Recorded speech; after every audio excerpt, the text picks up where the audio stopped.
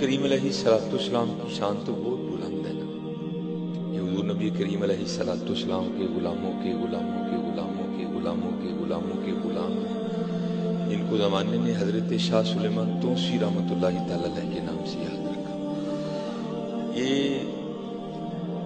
کتابوں میں لکھا ہے کہ حضرت کا ایک مرید تھا جو پیشے کے لحاظ سے نا نائی حجام کا کام کرتا تھا. اس کا بیٹا کھو گیا تو ابھی اتنا نظام فعال نہیں تھا، نہ مساجد میں اسپیکر لگے تھے، نہ پولیس کا نظام اتنا فعال تھا. پہلے اس نے خود ہی تلاش کیا، جب نہیں نہ ملا تو پھر آخری آپشن وہ اپنے پیر و مرشد کی بارگاہ میں حاضر ہوا اور آ کر عرض کی حضور وہ بیٹا صبح کا گھر سے گیا ہے اور ابھی تک واپس نہیں لوٹا. کیونکہ حضرت یہ پیری مریدی کا ایک قاعدہ ہے کہ مرید وہ ہے جس کی اپنی مرضی نہیں، اور جو مرید مرضیاں کرنی نہیں نہ چھوڑتا حضرت اس کا بنتا بھی کچھ نہیں، بنتا اسی کا کچھ ہے جو اپنی مرضیاں کرنی چھوڑ دیتا ہے. تو لکھا ہے کتاب میں کہ حضرت نے نا خاموشی اختیار کی، وہ بھی آگے سے نہیں. اور میں اکثر جب احباب کو سناتا ہوں تو میں حیران جایا جاتا ہوں، یار ایسے بھی مرید ہو گزرے کہ 18 سال بیت گئے بیٹے کو کھوئے ہوئے، دوبارہ نہیں وہ باز زبان پہ لایا کہ حضرت بیٹا کھو گیا، بیٹا نہیں ملا، میں نے کہا بھی تھا، آپ بولے نہیں، آگے سے نہیں بولا. کیونکہ میاں محمد بخش صاحب نے بڑی خوبصورت بات کہی تھی. آپ نے فرمایا پیر اپنے دا کہنا منیے جو آکھے سو کریے. پیر اپنے دا کہنا منیے جو آکھے سو کریے، جس پانی وچ پیش نہ جائے نہ وڑیے نہ مریے. ہاں حضرت جو مان جاتا ہے وہ کچھ بن جاتا ہے، جو نہیں مانتا وہ رل جاتا ہے. تو 18 سال نہ اس کے بیٹے کو کھوئے ہوئے گزر گئے.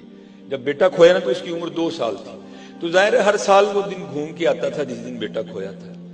تو 18 سال بعد وہی دن تھا، وہی گھڑی تھی، وہ اپنے گھر میں بیٹھا تھا. اور آپ کو پتہ ہے وَاعْلَمُوا أَنَّمَا أَمْوَالُكُمْ وَأَوْلَادُكُمْ فِتْنَةٌ وَاللَّهُ عِندَهُ أَجْرٌ عَظِيمٌ. وہ بات ہوئی قبلہ شاہ صاحب کی، تو جو بیوی ہے نا وہ پھٹی پڑی. وہ کہتی ہے مجھے نہ اپنے پیروں کی اتنی باتیں سنایا کرو، میں تو شاہ صاحب کو اس دن مانوں گی جس دن میرا بیٹا ڈھونڈ کے دیں گے. اب پیر بھی نگاہ والا تھا حضرت، اس نے بھی دیکھ لیا جو مرید کی آزمائش کرنی تھی. مرید نے بھی 100 میں سے 100 ہی نمبر لیے. وہ بھیج کے نا بندہ بلا لیا، اس کو بتایا نہیں کچھ. یہ کتابوں میں لکھا ہے کہ مولا علی مشکل کشا رضی اللہ تعالیٰ عنہ آپ ٹینٹ کروایا کرتے تھے. اور پھر لکھا ہے اسی نسبت اسی محبت کی وجہ سے حضرت شاہ سلیمان توسی رحمۃ اللہ تعالیٰ علیہ بھی آپ بھی کبھی کبھی ٹینٹ کروایا کرتے تھے. تو آپ نے نا مرید کو بلا لیا، سر سے وہ پگڑی شریف اتار کے نا، تو اس کو کہتے ہیں یار میرے بال کافی بڑھ گئے ہیں تو میری ٹینڈ نہیں کر دیتا. تو اس کی تو موج ہو گئی، اور کیونکہ سنت ہے کہ دائیں جانب سے ابتدا کی جائے. اس نے جہاں وہ اس طرح تیز کیا اور دائیں جانب سے نا وہ سر مونڈنا شروع کر دیا. اب جو بیٹے کی جدائی کا زخم تھا نا، بیوی نے اس کو پہلے چھیل دیا تھا. اب اندر بیٹے کی اولاد کا ایک طوفان برپا تھا. پیر صاحب سامنے بیٹھے تھے، لیکن کیا کیا اس نے نا اپنی زبان کو اپنے دانتوں کے نیچے دے لیا کہ کہیں کوئی ایسی بات نہ نکل جائے کہ 18 سال کی محنت ہی رائے گا جائے. لیکن حضرت طوفان تو طوفان ہی ہے نا، راستہ بنا ہی لیتے ہیں. جب طوفان کو کوئی اور راستہ نہیں نہ ملا تو اس نے آنسوؤں کی شکل اختیار کی اور آنکھوں کے راستے بہ نکلا. تو لکھا ہے کہ اس وقت نا وہ حضرت کا آدھا سر مونڈ چکا تھا، دائیں جانب سے آدھا سر مونڈ چکا تھا. تو آنسوؤں کے قطرے نا شاہ صاحب کے سر کے اس حصے نہ بھی گرتے تو حضرت کو تو پھر بھی پتا تھا حضرت. تو جب وہ آنسوؤں کے قطرے گرے نا تو آپ نے وہ پیچھے دیکھا تو مرید رو رہا ہے. اسے پوچھتے ہیں اوے نائی بابیا تم کیوں رونے؟ تو پھر تو پھوٹ پھوٹ کے رویا. عرض کردہ حضور آج 18 سال ہو گئے بیٹا کوئی. آج بیوی نے تانا دیا ہے، کہتی ہے میں شاہ صاحب کو اس دن مانوں گی جس دن میرا بیٹا ڈھونڈ کے دے. وہ مرید تھا نا حضرت، اور ساتھ رو کے کہتا ہے حضور یہ وہ کہہ رہی ہے میں نہیں کہہ رہا. آپ فرمانے لگے اس نے کون سا روز روز کہنا ہے، جا تو گھر، تیرے جانے سے پہلے پہلے بیٹا آ چکا ہوگا.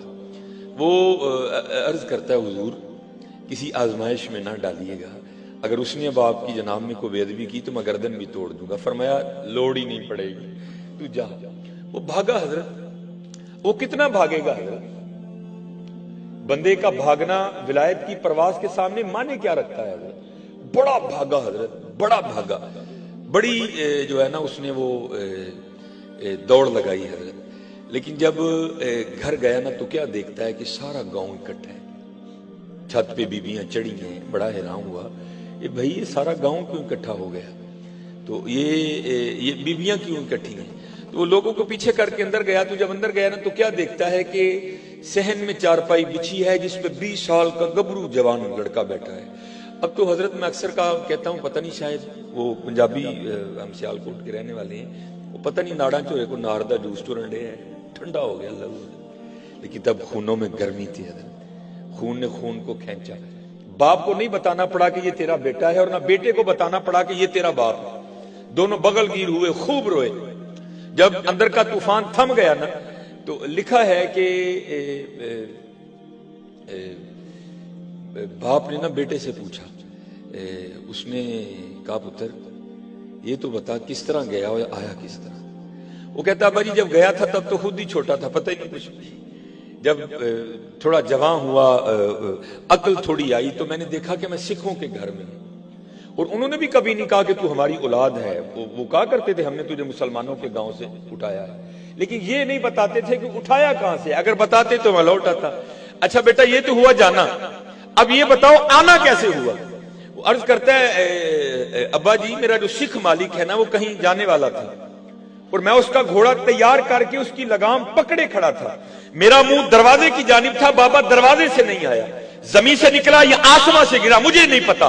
بھاگتا ہوا آیا, میرا ہاتھ پکڑا اور گھوڑے سمیت یہاں کھڑا کر کے خود غائب ہو گیا.